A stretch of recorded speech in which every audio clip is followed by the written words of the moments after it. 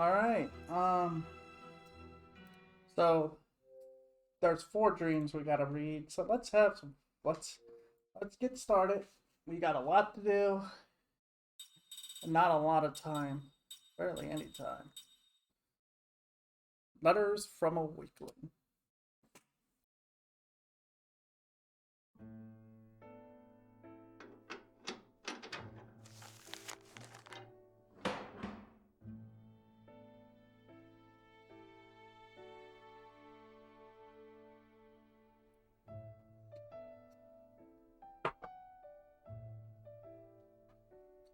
Once there was a woman who came from a foreign land to marry into an old family. Her husband was from a tiny village in the mountains, but he was working in a thriving harbor town abroad when he met and fell in love with her. At the time, he asked her to marry him. His father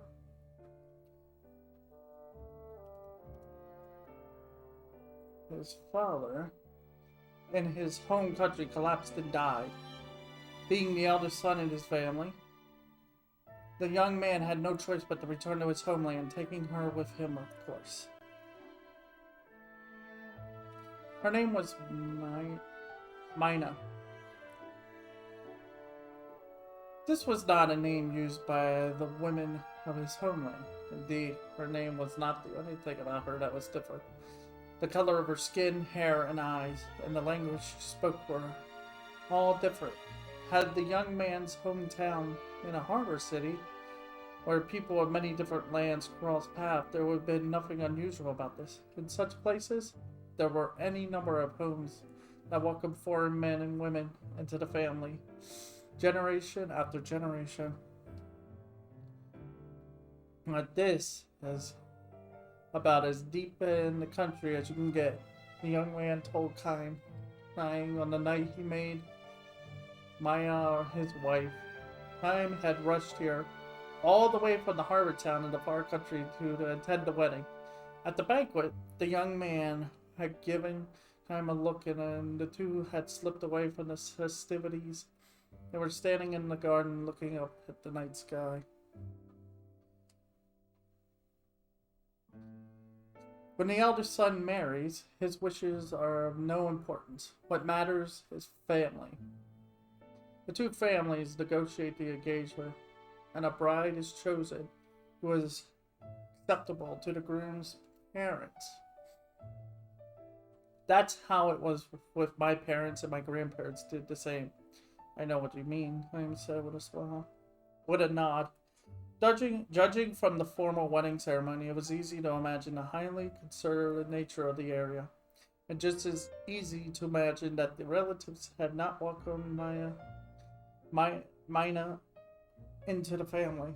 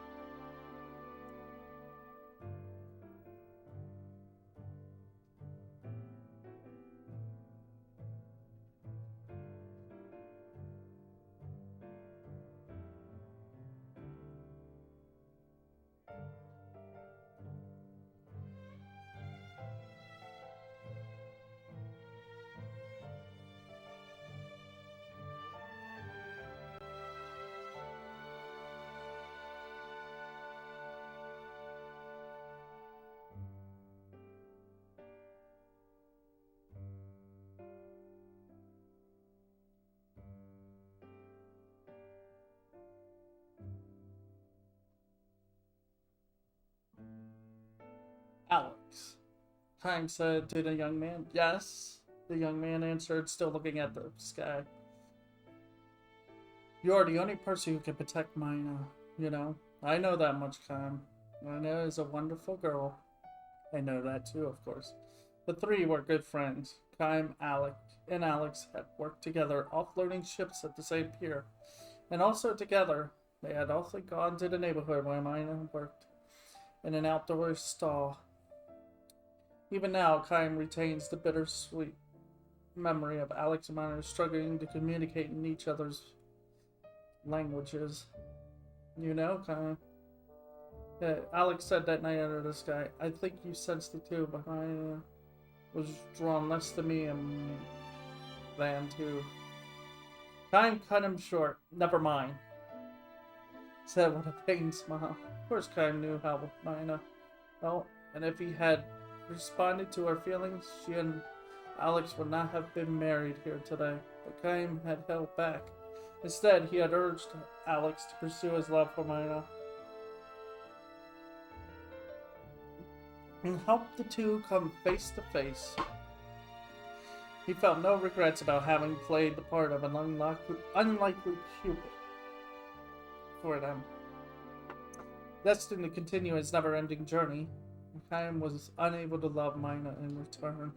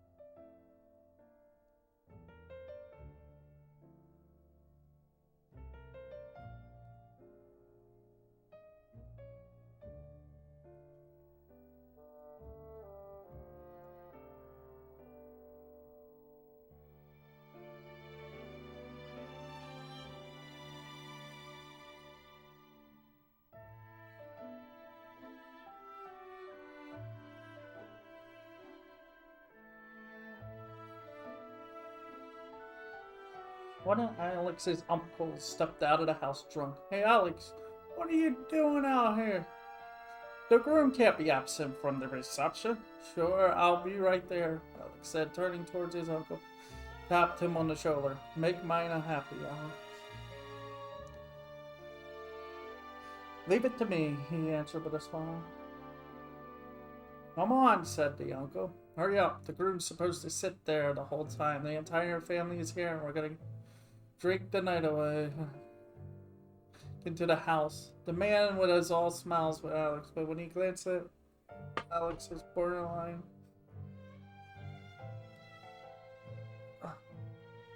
his borderline slight smile could not disguise the gleam of distrust in his eye for an outsider. I was sure he had noticed the same gleam as openly displayed in the eyes that alighted on Maya. So that was the kind of village to which Spino had come as a bride. Better make her happy, Alex. Ignore his friends for him. I'm counting on you, but now the uncle had his arm around Alex's shoulder and he was noisily monopolizing his nephew's attention. Heard those words from Kine.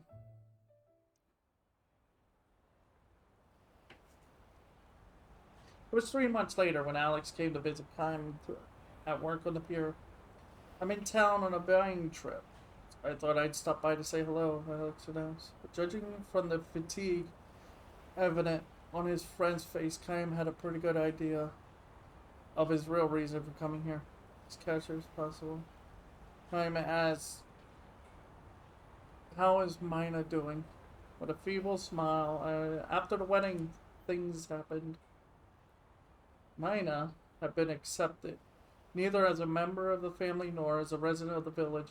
There's too many differences in daily customs and culture. But the one thing that made Mina too different for the tiny village was the brown color of her skin. Okay. We're going. If only she could speak with people. Maya is trying her best to learn our language, but my mother and the other relatives make no attempt to learn hers. Not so much as a good morning or a thank you. They insist it's up to the daughter-in-law to do all the adapting. Oh. So Maya was working hard to draw closer to Alex's family and birthplace. She would be the first one out in the fields in the morning, work without a break. The sun went down, and do sewing until late at night. She would try to talk, though in the local dialect that Alex had taught her, using gestures and body language, and she would apologize futilely with abject smiles whenever she failed to understand what they were saying.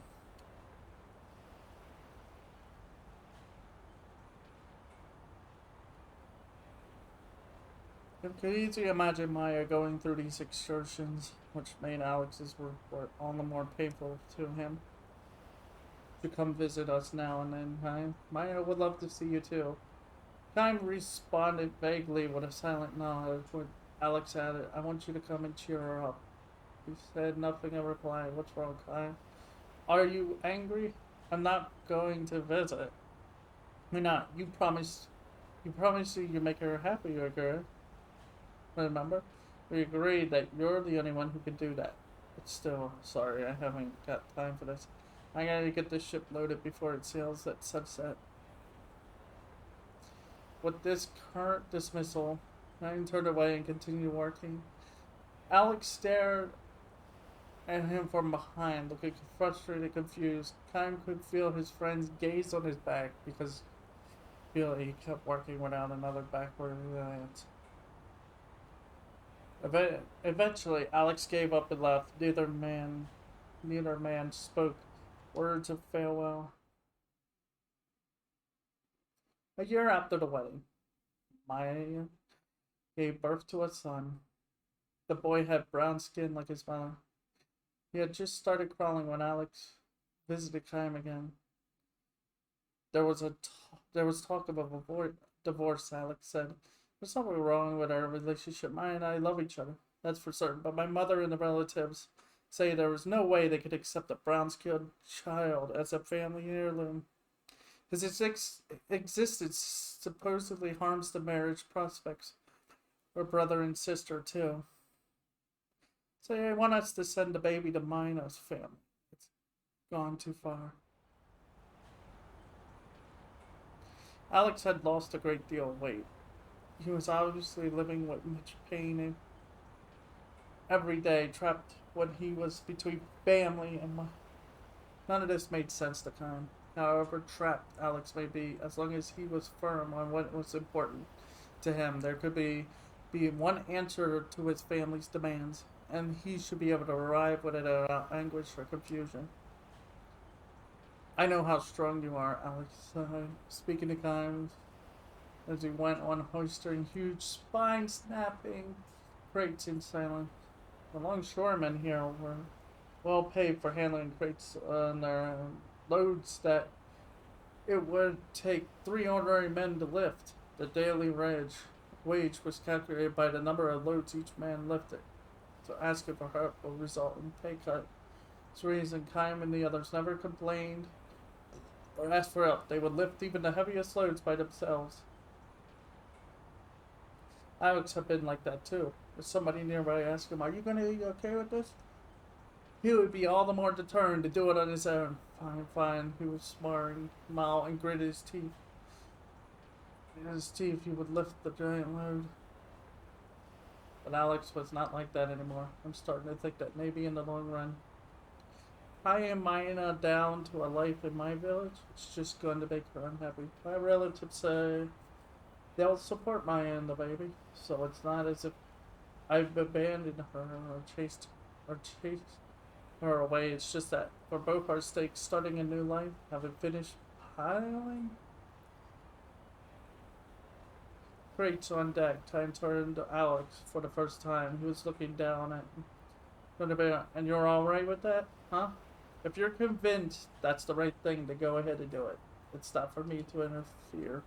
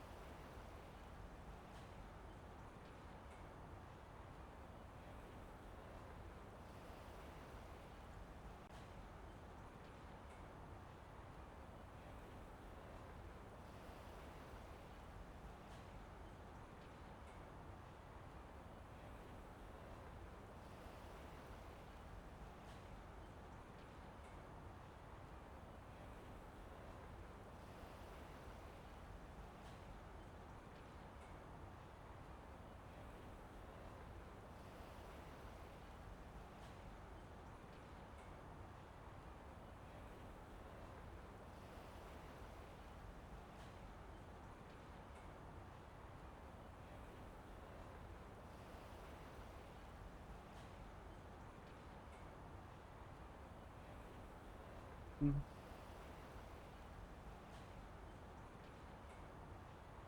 Hang on a sec.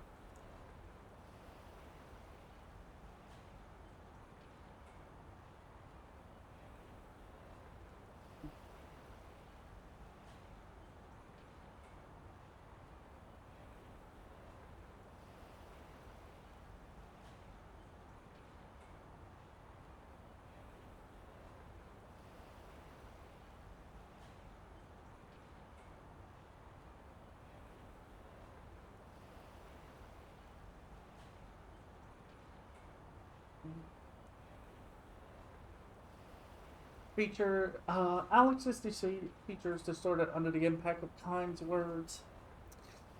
Time said nothing more, but went back to work. His anger and frustration was reaching the boiling point. Alex had no idea that Maya had been writing to Time on occasion since shortly after the wedding. About the hardships she had been facing in the home of her husband's family, she said not a word. Instead, she would spell out how happy her current life was and declared repeatedly how much Alex loved her. Always the letters would end like this. I'm sure you too must be living happily, Clara. This was why Alex's report on the situation at home filled him with such intense anger and frustration. He had never answered Mina's letters. He felt certain that if he were to write to her, whether with words of encouragement or comfort, or even playing along with her sad lines, something important that gave her spiritual support would snap in two. Conceiving a baby, Alex pleaded. Maya would be thrilled if you do that. Instead of responding, as Kime called out to him on the deck. See that crate over there? Can you lift it? The crate near Alex was the same size and weight as the one Kime just loaded onto the ship. In the old days, Alex would not have hesitated to carry it up on the ship, every muscle in his body shuddering. Now, however, Alex gave Kime one timid glance and smiling to hide his abandonment. Said only, not me. At least he could admit that he's not in the shape to be able to do it. Kime said nothing more. He felt strongly that their long friendship had come to an end, though in fact, for Kime, whose life would go on through all eternity, it would be nothing more than a momentary acquaintance. Kime had been on his endless journey ever since. Now and then he thinks back to those bygone days. Both Alex and Maya long ago came to dwell among his distant memories, the kind of memories that revive with deep sense of bitterness, and they are there to this day. Alex made his third trip to see Kime a year after the baby was born. Having wasted away to a mere shadow as his former self, Alex stared vacantly at Kime, and his voice lacked all intonation. as he announced Maya's death. She had killed herself, hanged herself in the barn. Wow. Amazed at his own detachment as he took in Alex's words. Mina's letters had stopped coming several months earlier. Either she no longer needed to spin those sad little lies about being accepted by Alex's family and the townsfolk, or she had lost the strength to invent them anymore. And in effect, it was the latter. Kyle was learning now. To the very end, she could not make anyone accept her, my mother, my family, or the town. She was all alone finally to the very end. Without a word, Kyle punched Alex in the face. No, and accept the fact that the punch would be coming. He did nothing to resist or defend himself. The first hit him full on and sent him sprawling on the road. Why? Why did you say she was all alone? When Alex righted himself, he smashed him in the face again. Violently and uncontrollably, and when he spat up a glob of blood, a broken back tooth came out with it. Well enough, Alex had been suffering too. They had been engaged in a desperate struggle to do something about being trapped between family and wife. Otherwise, he would never have wasted away so dramatically from the brawny young man he used to be. As well as he knew this, however, Kyle could not forgive him. He had promised, given his word, he would make Maya happy, he would protect her, and could never forgive Alex for failing to make good on his oath. Wiping the blood from his mouth with the back of his hand, Alex dragged himself to his feet. I know how strong you are, he said to Kyle. As he had once before. But this time his words took on a far sadder tone. But let me tell you this, Kyle. My mother and my relatives and the others, their way of looking at things is not completely crazy. To live in peace and quiet in the country, you have to follow the country's special rules. It just so happens that one of those rules was not to accept a bride like Mina. I was born and raised in that village, and I know the village code, know it all too well, which is why I've been in such pain all these months. I'm a weakling under superheroes. In your eyes, I'm probably so weak. Just spit on me, so laugh at me, hit me. Despise me if you want to. Come on. Let us face that Kyle for more punishment. And Kyle threw another punch. This one landed squarely on his nose and may have broken it to his knees. The blood that gushed from his nose was blacker than the blood from his mouth. With a smile of self-derision. Maya should have been with you. That's what I think. If she had married you and not some weakling, she'd still be alive. But a wordless stranger by the collar and hoisted him to his feet. Another one. Another punch, and still another. Kyle was not planning to stop punching Alex. Now, though, with Kyle's hand still fastened to the front of his shirt. And for the first time since coming to the dock, why didn't you ever answer Maya's letters? That's all she was hoping for. A letter from you. So you knew. Alex knew everything. It's terrible out there in the country. Anybody who wants to can find out who wrote letters and who got them. Everybody out there is like family. Everybody in my mind, that is. If Alex had wanted to, he could have squashed Maya's letters easy, and then not one of her sad little lies would have reached Kyle. But instead, Alex had read the letters, resealed the envelopes, and sent them to Kyle one after another. He had internalized Maya's sad little lies, and started looking for Kyle's answers. even before she did. His fist in midair asked, how could I possibly answer her? Why not? You knew how trapped she was feeling. You must have known how much encouragement my word from you could have given her. But you were Maya's husband. Yes, true, but you were always the one deepest in her heart. I knew that, and because I knew that, there was only one thing I could do. That couldn't be this. I wrote to her. I pretended I was you, and I wrote her letter after letter. Strong, I told her. Too soon, you're too strong, kind. So he wrote. He ghost wrote in his place. And so you can't understand feelings of weak people, but I don't have that problem. I'm weak. I understand how a weakling like mine. There's one thing I don't know, though, kind. I don't know whether Mina actually believed that the letters I wrote were from you, or whether she knew I was doing it, what I was doing, and pretended to believe. I wonder, was life in my village so painful to her that she couldn't go on living without pretending to believe? Suddenly, he let the strafe out of his clenched fist and released his grip on Alex's. Grim then took another step, putting distance before his final revelation. There was one letter, just one, that I didn't send to you. That was 3 months ago. It was the first letter in which begged you for help. She said she wanted to run away and asked you to come and save her as soon as possible, to rescue her and the baby. That was the letter threw away, posing as kind.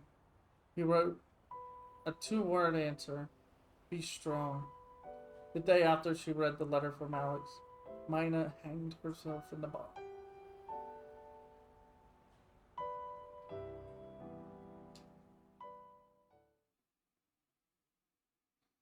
Rooted to the spot, crestfallen. This left him momentarily defenseless. That kind feeble blow could hardly be called a punch. The pain it inflicted might have been greater for Alex's own fist than for Kai's conditioned muscles. What an idiot I was. Be strong. Such words might have meant something to somebody like you, but the burning a weak person like mine would have known. They could only break and crush her.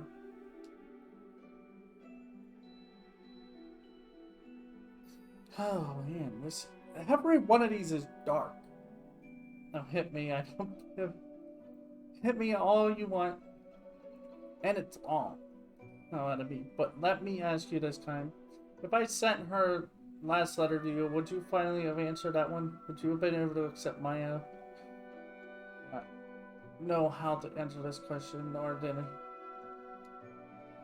Oh.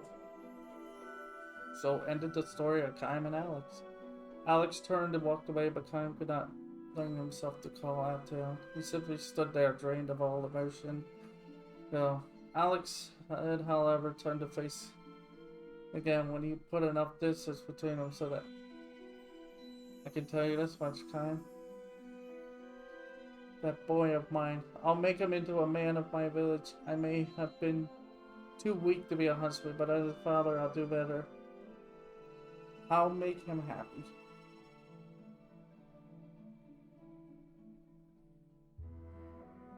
I wanted badly so. Kaim never saw Alex again. Every now and then, Kaim remembers Alex proceeds on his endless long journey. When he thinks back on what he himself was like in those days, wanting only to be strong in all things, the memory is a bitter one. If only he had been the person he is today, the present day Kaim would not have rejected such human weaknesses. Now he can accept the fact, sometimes with a pain smile, sometimes with a genuine heartbreak, that everyone is weak. If only he could begin his journey again, Maya might not have had to die. But this is no more than a hopeless dream. He meets them only once and they are gone forever. The mortals, the humans, the ones without eternal life. This is what makes them all the more dear to him. This is what makes his breast burn for them. Aware now that he has failed to love human weakness throughout his battles. In his wanderings, Kaim turns his step towards Alex's old village. Alex himself, of course, is long since dead, but Alex's descendants, you could tell at a glance, they have brown skin. Brown-skinned youths are the ones in charge of the village festivals. Brown-skinned old women teach girls how to weave floral. Brown-skinned children and those who are not brown play together and all innocent free of care. Perhaps this can comprise as a tiny epilogue to the story of Alex, Kaim, and Maya. The graves of Ian and Maya lie side by side atop a low windswept hill. Kaim picks flowers from the field and offers them at a doomed couple's graves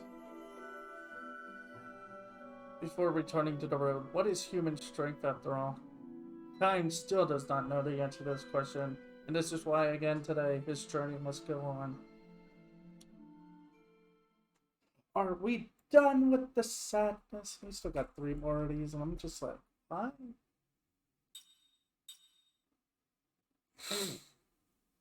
Don't forget me now.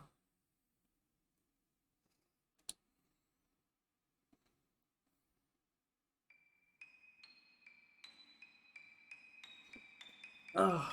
Okay, this might take a little longer. That took a long time to read.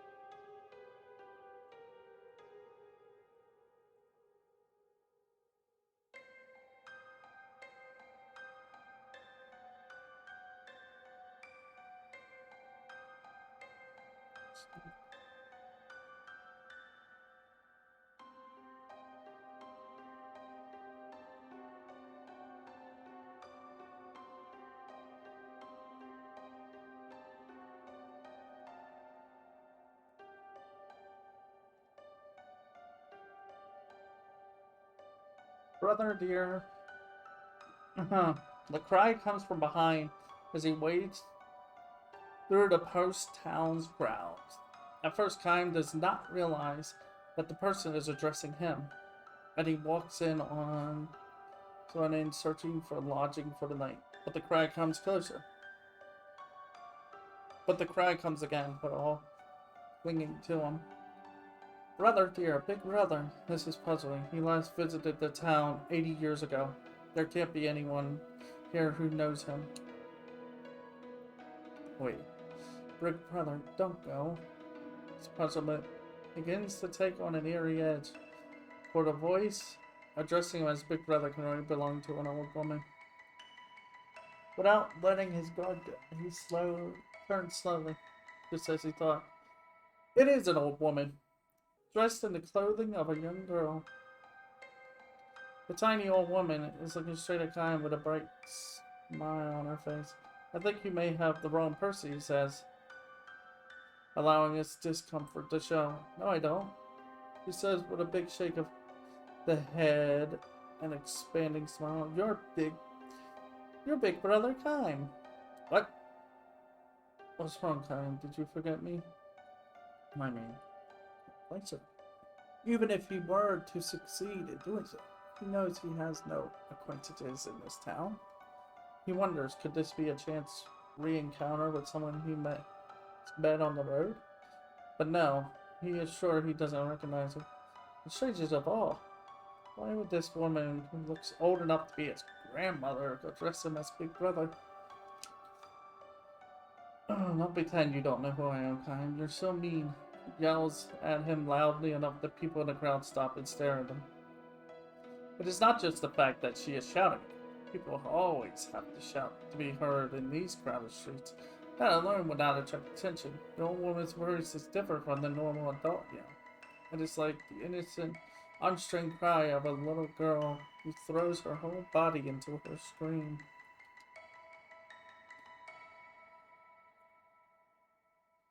People turn shocked. Shocked expressions on the old woman and quietly avert their eyes. Their dismay is understandable. The old woman has her stark white hair tied up with a colorful ribbon, and her dress has the same floral pattern and floppy sleeves as a little girl's. Many other passersby look at the old woman with a mix of sympathy and pity on her face. Gradually, Kyan begins to comprehend the situation. This old woman has simply lived too long. This is why the past locked away in her memory has become realer to her than the reality before her eyes. A middle-aged pastor tugs on Iron's elbow. If I were you, I would just walk away. Don't get involved with her. It'd be nothing but trouble. It's true, says the wife by his side, nodding. You're a stranger here, so you don't know. But this old woman is senile. You can ignore everything in 5 minutes. They may be right, but the fact is, this old woman knows Kyan's name. And the little girl part of her mind, she thinks of Kyan as her big brother. He tries probing his distant memories. He spent no more than a few days here long ago. He got to know very few people, and there can't be any others who still remember him. When time goes on standing, the nosy middle-aged couple become indigent. You try to be helpful, and what does it get you? Snorts the husband. Let them work it out themselves, as well. Let's just go, which they proceed to do.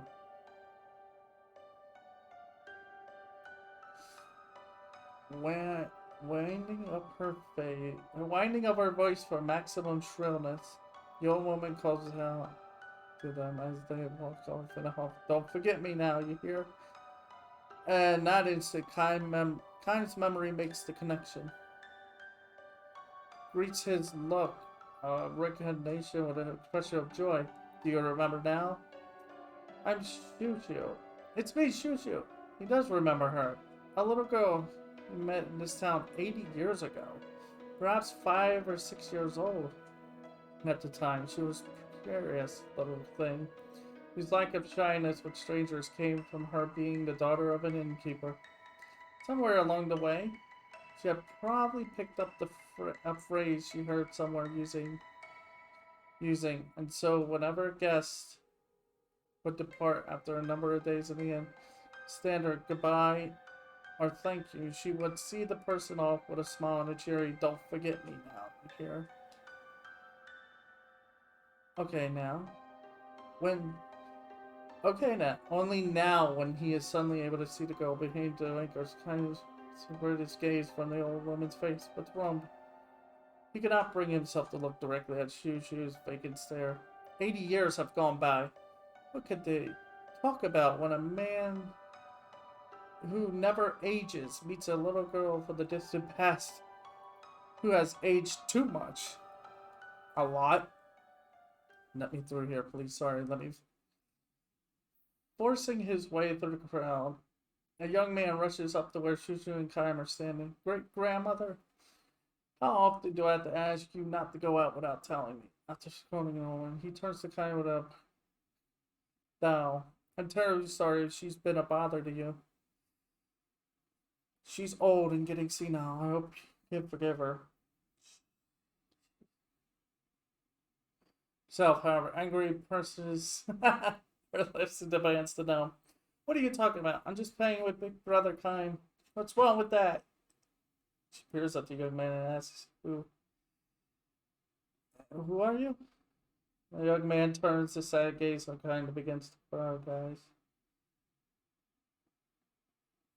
When a pain smile kind of stops him, knows that at times it can be sadder and more heartbreaking for a life to be prolonged than for it to be cut short. Sad and heartbreaking, though a life may be, however, no one has the right to trample on it.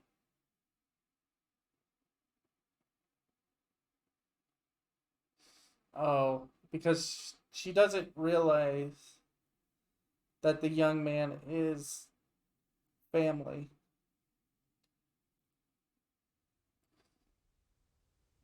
Because her mind is going.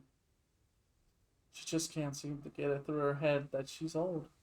Even if I hold a mirror up to her, she asks who's that old lady? Maybe she doesn't want to accept it.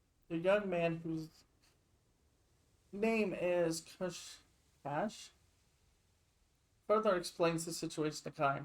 She might forget that she ate breakfast, but her memories from childhood could be clear as a bell.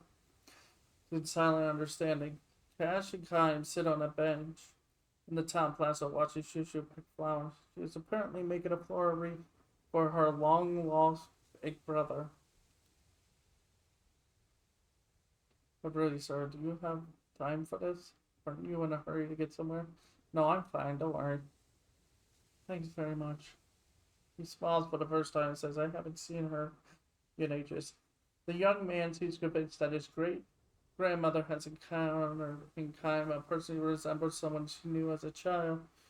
Kaim allows him this. He knows that Cash need not imagine the existence of a person who never ages.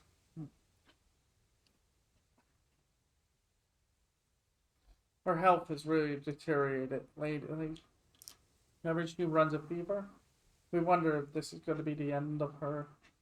If we prepare for the worst, but then she springs right back. Sometimes we joke that her mind is so far gone, she's forgotten to die. That's kind of stuff.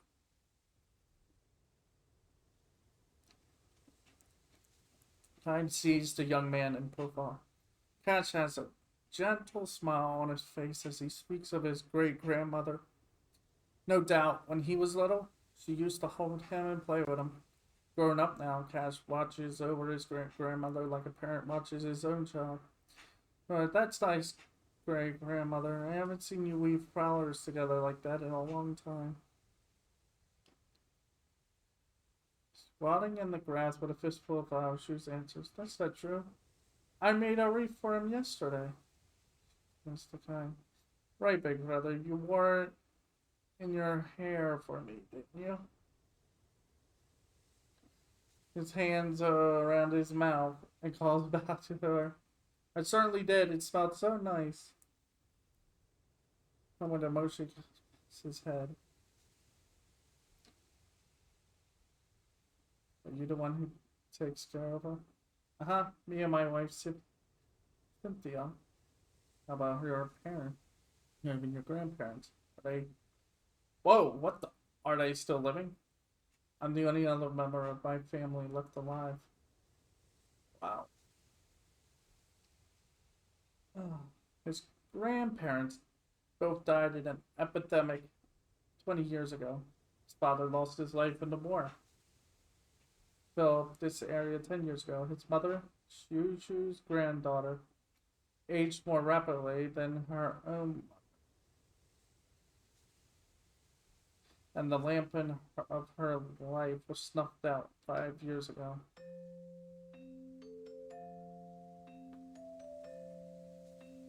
So my great-grandmother has had to keep holding funerals over the years for her children and grandchildren. Before we noticed she has become the oldest person in town. It must be lonely living that way. I'm sure.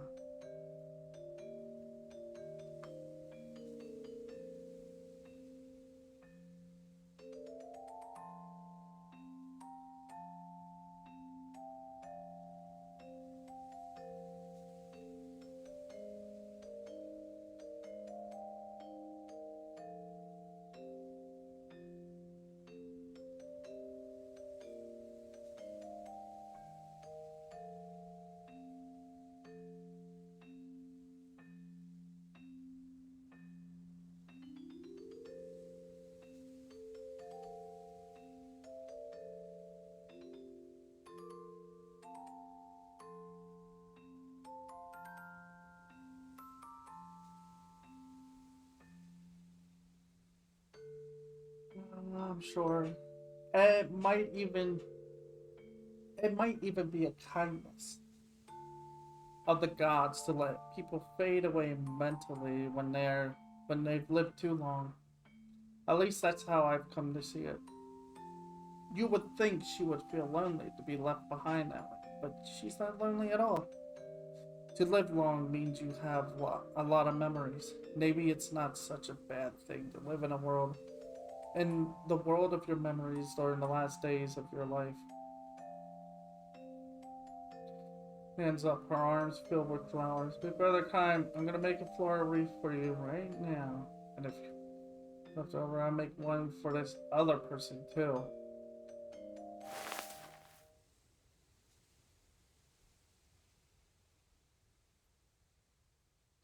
Kime and Cash look at each other with bewildered smiles.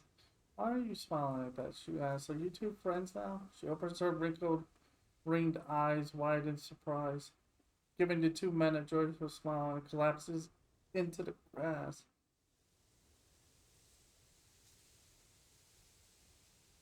Run for it, Doctor, but Crime grabs his arm and holds him back, saying, You better stay with her. Ironically, Time, who can never truly know what it feels like to age, has been present for the very reason at countless deaths over the years. His experience tells him that Shu will not recover this time. Falling, her arm loaded with flowers now spread over her chest. Her face wears a smile. Just a minute. I'll make you a wreath. Her mind is still lingering among her memories of the past. Will she stay like this to the very end? Don't let go. Cash clings to her hand, tearfully shouting encouragement, but she may not even realize that this is her own great grandson. It's me. You haven't forgotten me, have you? I bathed you last night. You knew who I was then, didn't you? Her one yells to her with all his might, but she should a girlish smile on his lips is departing for that distant world. I'm gonna be a father soon, great grandmother. Remember, I told you last night. Tifta has a baby inside. It's going to make you a great great grandmother. Our family is going to grow. Another person with her blood. Shuju grasped one of the flowers on her chest in her tumbling finger. She gestured towards Cash, and in a voice no more than a whisper, she says, Don't forget me now. Here? Doesn't understand. Indeed, how could he have known the little phrase she always used to speak long before he was born? Around Cash's shoulder and says, Answer her. I know. I won't forget you. I will absolutely never. My own great grandmother. Don't forget me now, are you here?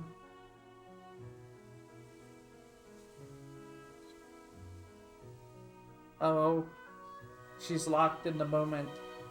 Her mind. Her eyes and lay her hands on the flowers on her chest as if groping there for something. She seems almost to be trying to open the door where her memories are sealed. A soft breeze moves over. The flowers adorning her chest dance in the wind along with her memories. Surely among those memories is the Kime of 80 years ago.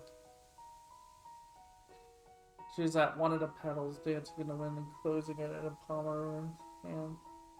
Yushu will never open her eyes again. She has left on a journey to a world where there is no past or present. The only ones she has left behind are Kime, who will go on living forever, and Cash, who is about to welcome a new life into the world.